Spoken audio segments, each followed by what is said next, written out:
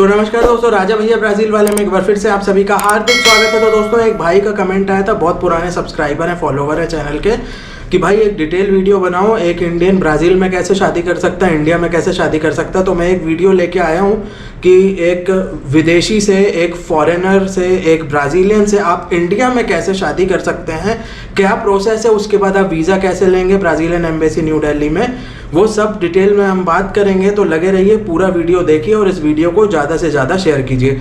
तो देखो दोस्तों, ब्राज़ीलियन से या किसी भी विदेशी से, फॉरेनर से शादी करना इंडिया में बहुत आसान है। स्पेशल मैरिज एक्ट 1954 है, उसमें आप शादी कर सकते हैं। उसमें इंटर रिलीजियस शादी होती हैं, जैसे अगर जैन है और मुस्लिम को शादी करनी है, हिंदू है क्रिश्चियन को शादी करनी है, अलग अलग रिलीजन के लोग शादी कर सकते हैं। उसमें फॉरेनर की भी शादी हो सकती है, इंडियन है फॉरेनर है, फिर वो अगेन वो इंटर रिलीजियस ही हो गया, फॉरेनर है क्रिश्चियन होगी वो, तो ये होता। तो स्पेशल मैरिज एक्ट 1954 में आप शादी कर सकते हैं।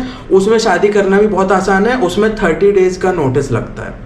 आपने आज रजिस्ट्रेशन किया, 30 दिन का नोटिस देना पड़ेगा, फिर वो जो नाम वाम वहाँ पब्लिश करते हैं कि किसी को कोई ऑब्जेक्शन तो नहीं है, और उसमें फिर 1 महीने बाद, 1.5 महीने बाद शादी हो सकती है। ये बिल्कुल सेम प्रोसेस है जैसा ब्राज़ील में होता है। ब्राज़ील में भी नोटिस देना पड़ता है 1 महीने का, 2 महीने का, और आप शादी कर सकते हो। तो कोई भी ब्राज़ीलियन से आप शादी करना चाहते हो, वो इजीली इंडिया आ सकते हैं और यहाँ स्पेशल मैरिज एक्ट 1954 में शादी कर सकते हैं 30 दिन का नोटिस देके। अब बात आती है कि उनको इंडिया का वीज़ा कैसे मिलेगा। तो देखो दोस्तों, इंडिया का जो वीज़ा है ना ब्राज़ीलियंस के लिए बहुत आसान है। 2 तरह के वीज़ा होते हैं, एक तो पर्सनली जाके आप पेपर वीज़ा लेते हो स्टिकर वाला एम्बेसी में, या फिर आप इलेक्ट्रॉनिक वीज़ा भी ले सकते हो। इंडिया ब्राज़ीलियन नेशनल्स के लिए इलेक्ट्रॉनिक वीज़ा ऑफर करता है। ई वीज़ा जो है वो 5 तरह का है, उसमें हम डिटेल में नहीं जाएंगे। ई टूरिस्ट वीज़ा, ई बिजनेस वीज़ा, मेडिकल वीज़ा, ये वीज़ा वो वीज़ा, बहुत सारे वीज़ाज हैं, हम उसमें डिटेल में नहीं जाएंगे। ई टूरिस्ट वीज़ा वो अप्लाई कर सकते हैं। ई टूरिस्ट वीज़ा जो है वो 30 डेज का होता है, 1 ईयर का होता है, या 5 ईयर का होता है। तो अगर शादी करनी है तो 30 दिन का वीज़ा मत लेना। फिर यहाँ पे आपको हेडेक हो जाएगा कि अगर आपकी गर्लफ्रेंड यहाँ आई ब्राज़ील से, तो 30 दिन का ही वीज़ा है, नोटिस भी 30 दिन का देना है, तो कैसे करोगे? फिर वो वीज़ा रिन्यू के चक्कर लगाने पड़ेंगे। तो ई वीज़ा अगर ले रहे हो तो 1 साल का लो, नहीं तो पर्सनली जाके आप वीज़ा ले सकते हो। अगर पर्सनली जाके वीज़ा लेते हो तो उसमें फिर वही है, 3 महीने का वीज़ा मिलता है वो स्टिकर वाला, या 6 महीने का मिलता है, 1 साल का, ऐसे अलग अलग कैटेगरी हैं। तो अगर आपको शादी करनी है किसी ब्राज़ीलियन से, तो या तो उनको कहना 3 महीने का वीज़ा लो या 1 साल का वीज़ा लो, तो बहुत ईजीली एक्सेसिबल है। डिस्क्रिप्शन में इंडियन कॉन्सुलेट साओ पाउलो की लिंक है, उसमें पूरी जानकारी दी है, आप समझ सकते हो और उनको भी समझा सकते हो, उनको फॉरवर्ड कर सकते हो सीधे। तो ये तो हो गया वीज़ा, और आसानी से वीज़ा मिल जाएगा, यहाँ आके आप शादी कर सकते हो 30 दिन का नोटिस देके स्पेशल मैरिज एक्ट में। अब बात आती है कि भाई आप वीज़ा कैसे लोगे। तो फैमिली रियूनियन वीज़ा आप ब्राज़ीलियन एम्बेसी न्यू दिल्ली में अप्लाई कर सकते हो, या फिर आप ब्राज़ीलियन कॉन्सुलेट मुंबई में भी अप्लाई कर सकते हो। बहुत आसान है दोस्तों, कुछ ज़्यादा डिफिकल्ट नहीं है। अगर ब्राज़ीलियन नागरिक होंगे यहाँ पे साथ में तो बहुत इजीली हो जाएगा।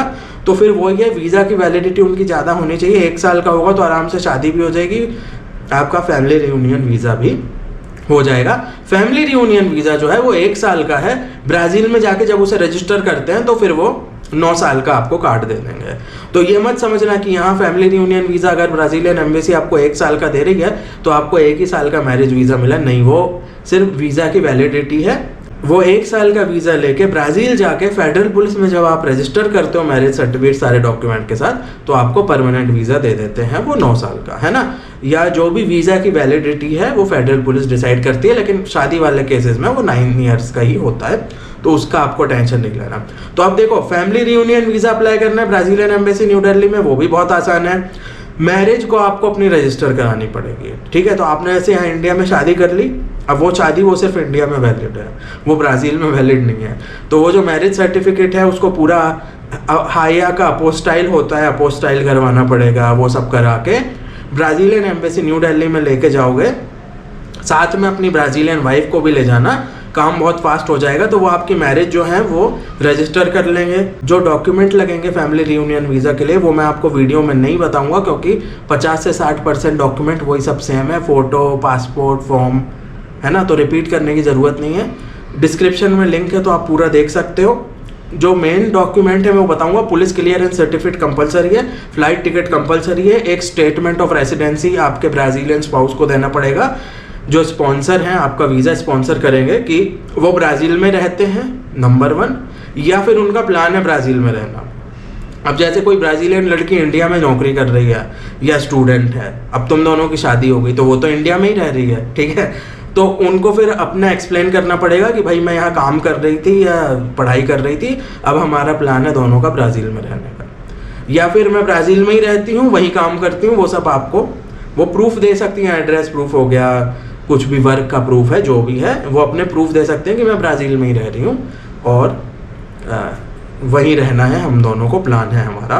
तो ये स्टेटमेंट ऑफ रेसिडेंसी उन्हें देना पड़ेगा, वो वहीं साइन होता है कॉन्सुलर के सामने, जो भी एम्बेसी के ऑफिसर होंगे उनके सामने ये सब चीज़ें साइन होती हैं, तो आपको सीधे वहीं जाना पड़ेगा।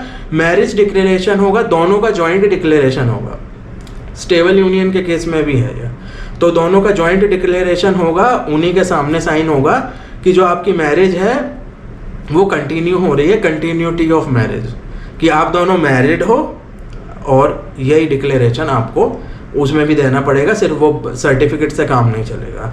तो ये कुछ statement of residency, marriage declaration, ये कुछ चीज़ें लगेंगी।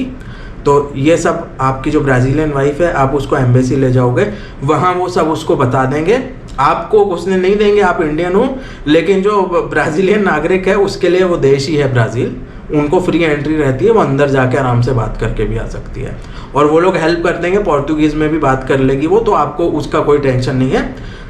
तो अगर आप ब्राज़ील नहीं जा सकते तो आप इंडिया बुला के भी शादी कर सकते हो, नो इशू, सब लीगल है, लॉज हैं, इंडिया में भी लॉ है उसका, स्पेशल मैरिज एक्ट। तो देखो दोस्तों, ये क्वेश्चन आता है कि इंडिया में शादी करें ब्राज़ील में करें, तो देखो दोस्तों, अगर आप अफोर्ड कर सकते हो, सब ठीक है, आपको वीज़ा मिल जाएगा, है ना, आपकी अच्छी जॉब है, अच्छा बिजनेस है आपका, तो मैं यही रिकमेंड करूँगा ब्राज़ील में ही जाकर सीधे शादी करो, वहीं आपको डायरेक्ट PR अप्लाई कर सकते हो। अब क्या होगा, अब आप इंडिया बुला के करोगे, इंडिया बुला के तब करना है जब आपको वीज़ा मिलने की कोई गारंटी नहीं है। अगर आपकी क्वालिफिकेशन कम है, तुम 10th या 12th पास ही हो और कोई गारंटी नहीं है तुम्हें वीज़ा मिलेगा, पैसे की बात नहीं कर रहे, पैसा है लेकिन क्वालिफिकेशन नहीं है, उतना अच्छा जॉब नहीं है, तो भी वो लोग रिजेक्ट कर देते हैं, फिर भले पैसा हो तुम्हारे पास, ठीक है।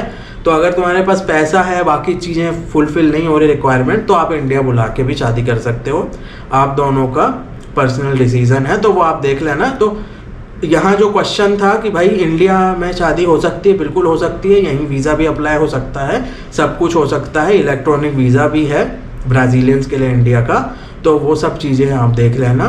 प्रोसेस ज़्यादा इजी है अगर यहाँ करनी हो तो, जैसे एम्बेसी आपको वीज़ा नहीं देती, रुकावटें आती हैं, ऐसा ब्राज़ीलियन के साथ नहीं होगा, उनको आसानी से वीज़ा मिल जाएगा और यहाँ शादी हो जाएगी। और इसमें बहुत सारे एजेंट भी होते हैं शादी वाले, है ना, वो आपकी शादी यहाँ स्पेशल मैरिज एक्ट में नोटिस दिलवा देंगे, ये कर देंगे, जो डॉक्यूमेंट्री काम है ना वो कोऑर्डिनेट कर देंगे, तो आप एजेंट या लॉयर भी हायर कर सकते हो, आपका काम और भी आसान हो जाएगा। तो दोस्तों, ये सब इन्फॉर्मेशन कैसी लगी, अब आप शादी करने वाले हो, कहाँ करोगे, कमेंट करके ज़रूर बताइएगा। कोई और जानकारी चाहिए तो कमेंट में बताइए, वीडियो आ जाएगा। वीडियो देखने के लिए बहुत बहुत धन्यवाद। जय हिंद, भारत माता की जय, वंदे मातरम।